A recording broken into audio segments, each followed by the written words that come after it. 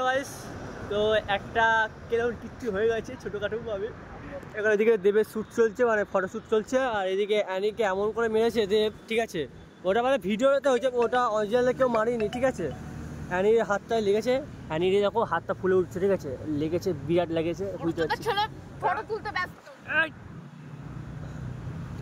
অ্যানির খুব জোরে লেগেছে, অ্যানি খুব জোরে লেগেছে কি হয় আর পা তুলে পড়তে গেছে, ঠিক আছে হাতে লেগে গেছে।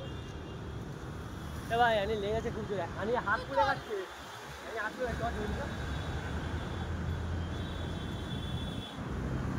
এদিকে ফটোশ্যুট চলছে আর এদিকে ওদিকে অ্যানি কে কর রা অ্যানি কে हो रहा है। আমি কোনো বসছি কিছু বসছি না, বাট নর্মালি ব্যাপার। কিন্তু অ্যানি লাগেছে, খুব জোরে লেগেছে, ফুলে উঠেছে, দেখো দেখো ফুলে।